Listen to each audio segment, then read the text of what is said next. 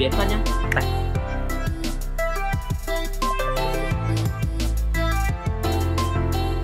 Cái này giòn mặn, ăn cứ ăn tự nhiên nhé. Giòn mặn, ok. À bật mí là cái bánh này cũng chỉ có 9.000 thôi, nhưng mà nó to hơn bình thường, nhưng mà đấy. Còn tất cả chỗ này là tôi anh em với nhau này, tôi được một bát cho toàn là 5.000 cả. Ok thì cái này là nó mặn vừa đủ, nó giòn, rất là thơm luôn đấy. Nên không phải trách tại sao mà mọi người đều chọn cái này là cái số 1. Ăn giòn, ai mà không ăn được tay thì thật sự là không thích một tí nào. Giòn hết, có mặn không nhỉ? Mặn đấy, mặn ngang cái này không, mặn hơn cái này. Đúng rồi, cái quá, tôi không thích. Cái này là nó hơi ỉu, không, thực ra là nó không được giòn thì đúng hơn, là hơi ỉu, tại vì tôi mua mới mà, nó không được giòn này. À, cũng miếng mặn miếng nhạt, nhưng mà nhìn chung là cũng nhạt ngang cái này, đúng không nhỉ? Nhạt ngang cái này, không giòn bằng cái này, nhạt ngang cái này này, nhạt ngang cả cái này nữa. À, yeah. Thế thì tôi nghĩ là cái này thì nó sẽ mặn ngang với cái này, tức là nó sẽ vừa nhạt mặn vừa đủ, nó sẽ nhạt hơn cái này, nhưng ăn rất là kiểu không giòn. Thế nên chả trách nhiều người coi cái này là cái không ngon. Rồi còn cái miếng này đặc điểm là giòn, thật sự mấy cái 4X này đều là giòn và thơm mùi sữa nhé, nhưng mà lại nhạt ngang cái này này. Thế nên là cũng nhiều người cũng đánh giá cái này là cái tệ nhất từ mình. Nó vừa nhạt nhưng mà được cái là nó giòn hơn cái này. Chắc là nhiều người họ không ăn được quen mùi sữa thì họ sẽ đánh giá thấp, tuy nhiên là nó sẽ giòn hơn cái này. Ok, thế thì chắc là đây tôi quay lại cắt một tí nữa. Đây, phồng tôm này, sốt ngoài chua ngọt này, snack 4X vị sốt cay này, lay vị barbecue này, 4X vị vị phô mai đúng không? Ok. Ok.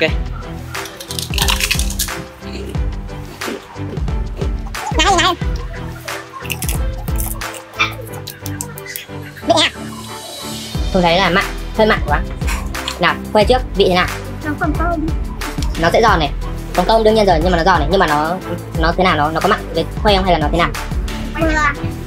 Vừa. Em? Nó ăn mặn. Thế em giống anh rồi, rất là cái này hơi mặn một tí. Tâm. Vừa miệng à? Giòn và vừa miệng đúng không? Thế đặc điểm cái này là giòn, nhưng mà một số người sẽ cho là mặn. Ok, đây. Rồi. Cái này là không giòn bằng cái này, là cái chắc chắn rồi, nhưng mà nó cũng không mặn bằng, ăn nó cũng khá là nhạt hơn cái này. Ok, giờ đến Khuê, cái này nó thế nào?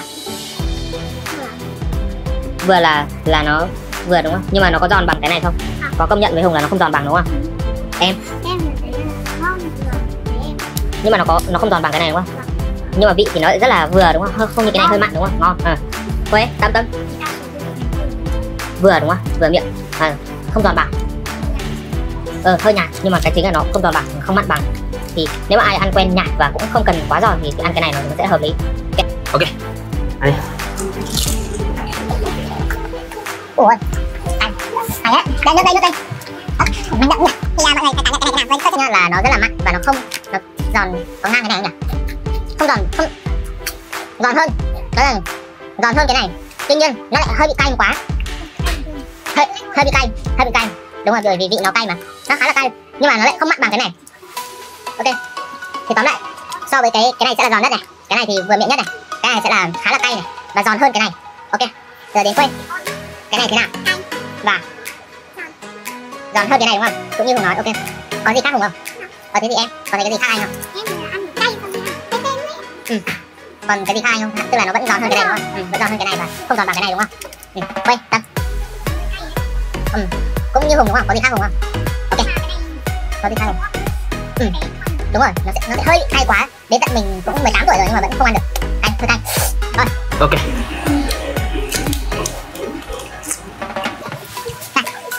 Mình thấy tiền. Nó nhạt hơn cái này này, không cay bằng cái này này. Cũng không giòn bằng cái này này. Tóm lại là mình nghĩ cái này nó hơi thất bại. Thất bại quá bạn. Hơi kém đi. Quay, có gì không? Có gì? Không được giòn. Không đặc sắc đúng không em? Giống anh đúng không? Khuê có gì, Tâm có gì khác đúng không? Nhạt quá. Nhạt quá. Gì nữa? Có gì khác đúng không? Không đúng không? Ok. Tôi chắc thì cái này nó để so sánh với cái này đầu tiên là mùi khá là nồng, mùi sữa. Thứ hai nó còn nhạt hơn cả cái này. Giòn thì nó sẽ giòn hơn cái này, nhưng mà nó sẽ không mặn bằng cái này.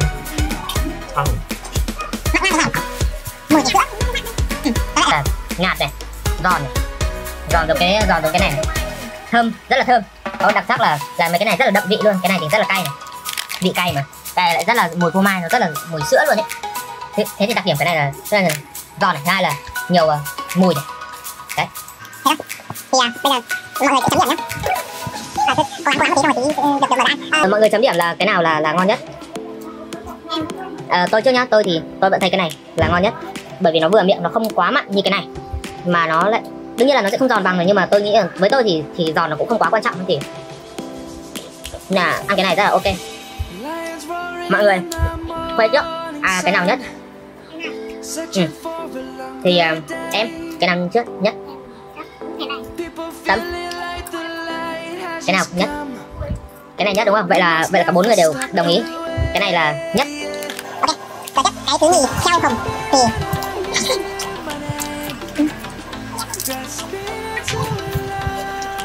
mọi người cứ nghĩ là cái gì là cái thứ nhì nhá. Theo Hồng cái nhì là cái này, bởi vì nó rất là thơm mùi phô mai, nó cũng không quá cay mà nó không quá mặn, mà vẫn rất là giòn. thì quay cái nào cái nhì? Bởi vì Quê thích ăn giòn đúng không?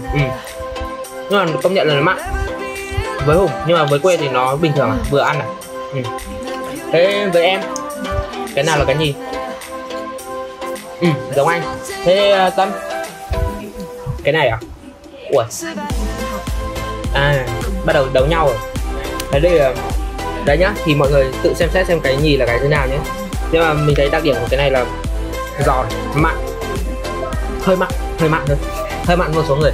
Cái này là giòn, thơm. Ok rồi. Thì bây giờ cái thứ ba nhé. Thì với Hùng cái thứ ba nó là cái này, nó giòn và mặn nhưng mà nó rất là vừa miệng với một số người, nhưng mà sẽ mặn với một số người.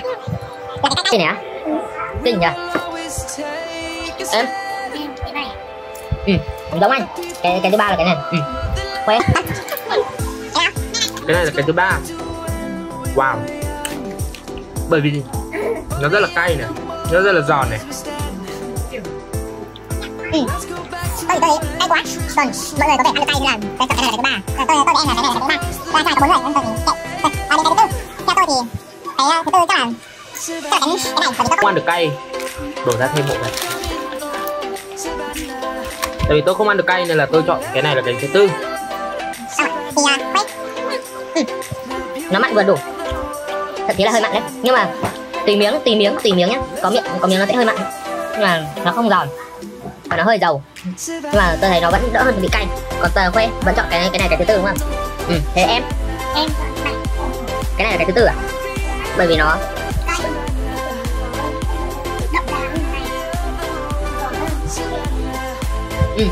nó cay hơn này, nó giòn hơn này, và nó đậm hơn cái này đúng không? Vậy thì cái này là cái thứ 5 của em đúng không? thế thì tôi thì là bạn em cái 5 là cái này. Quay. Thứ tư của Tâm là gì nhỉ? Thứ tư của Tâm là đây. Tôi tổng kết lại là một cái là thứ tư của tôi, của Khuê với cả của Tâm là cái này, nhưng mà của em thì là cái này. Ok, cái thứ 5 của tôi là cái này, bởi vì nó cay tôi không ăn được cay. Còn của Khuê là cái ngoài cùng này, chắc là do cái mùi sữa thì có thể mọi người nó không hợp với mọi người. Còn em là vì sao nào? Nó không được giòn.